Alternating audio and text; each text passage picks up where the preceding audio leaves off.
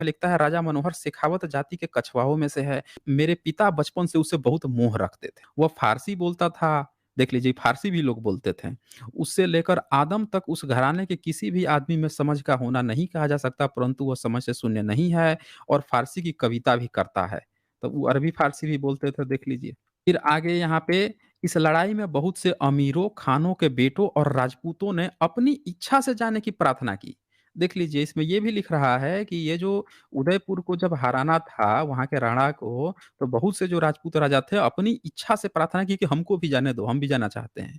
फिर ये लिखता है आगे कि बादशाह लिखता है सारांश यह है कि एक ऐसी फौज तैयार हुई है कि काम तो बड़े-बड़े शक्तिमान श्रीमानों के हर एक का सामना करे, ये गरीबों में भिजवाए। फिर ये नीचे देखिए, रामदास कछवाहा का मनसब 2 हज़ारी से 3 हज़ारी कर दिया, वह अकबर के कृपा पात्र सेवकों में था। तो आप देख लीजिए ये सबका रेट बढ़ा दिया, जिनको-जिनको पैसे देता था, ये सबका रेट बढ़ाता जाता है। आगे फिर लिखता है यहाँ पे कि बाज बहादुर फिर केशव दास मारू का मनसब बढ़ाकर 1.5 हज़ारी हो गया, वह मेड़तिया राठौरों में से था। स्वामी भक्ति में अपने बराबर वालों से बढ़ गया था। तो देखिए सब लोग स्वामी भक्ति बन गए थे। हालाँकि इसके जो एडिटर हैं वो ये कहते हैं कि केशव दास मारू मेड़ातिया राठौर नहीं था, वो राजपूत था लेकिन कोई और सा था। ये ऐसा बताते हैं। फिर इसके बाद से यहाँ पे आगे ये लिखते हैं कि पीतरदास को जिसने अकबर बादशाह से राय राया की पदवी दी थी, इस बादशाह के राजा को विक्रमादित्य की उपाधि देकर, देखिए अब ये विक्रमादित्य की उपाधि उन लोगों को मिलती थी, उन राजपूत राजाओं को। ये कौन देता था? तो ये देता था मुगल देते थे। ये लोग आज चिल्ला रहे हैं ना कि भाई देखो विक्रमादित्य बहुत बड़ा राजा था, ये था वो राजा था। अरे भाई ये विक्रमादित्य की उपाधि मुगल दिया करते थे। ये देख लीजिए यहाँ सामने जहांगीर लिखा है।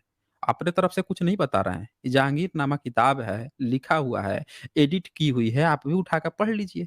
देख लीजिए इसमें क्या लिखा है। लिख रहा है कि पितरदास को जिसे अकबर बादशाह ने राया की पदवी दी थी, इस बादशाह ने राजा विक्रमादित्य की उपाधि देकर मीरे आतिश, अब मीरे आतिश को अर्थात तोपखाने का अध्यक्ष बनाया और हुक्म दिया कि हमेशा अर्दली के तोपखाने से 50,000 तोपची और 3,000 तोपें तैयार रखे। देख लीजिए। फिर इसके नीचे जो है लाल छाप वाला बात आता है, और भी बहुत सारे इसमें नाम हैं, देख लीजिए ना यहाँ पे। ये देखिए भाव सिंह का मनसब बढ़कर 1.5 हज़ारी हो गया।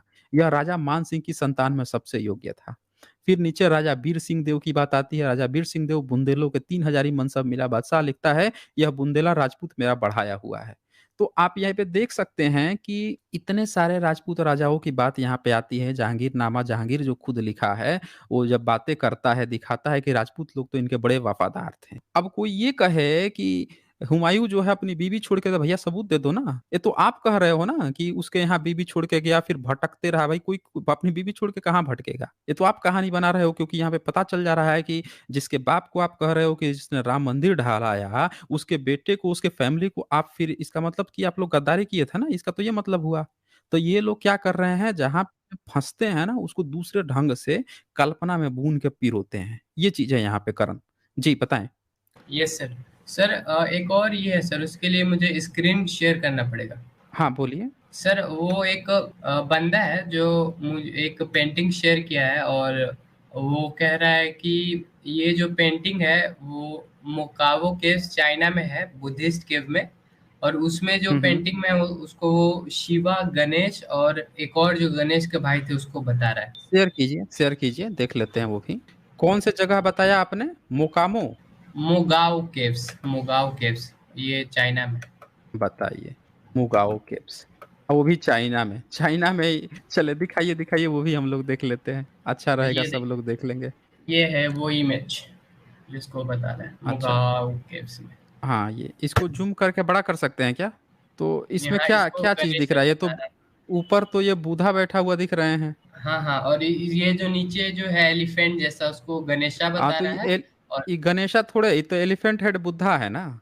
ये जो बगल में है वो जो मोर पे बैठे हुए हैं, वो जो हुँ, गणेशा के हुँ, एक और भाई थे, उनको हुँ। बता रहा है। अरे तो मोर पे जो बैठे हैं, वो बुधा की जो स्टेचुआ मिलती हैं, वो मोर पे बैठे हुए भी मिलती हैं, चेहरे पे हाथी भी मिलता है। मोर जो है मौर्य गण का प्रतीक है। हम्म। जैसे कहीं पे अगर आपको मछली दिखे तो जो मत्स्य गण थे उनका प्रतीक है, नाग दिखे नाग गण का प्रतीक है, जो मोर दिखे वो मौर्य का प्रतीक है, मौर्यंस का प्रतीक है।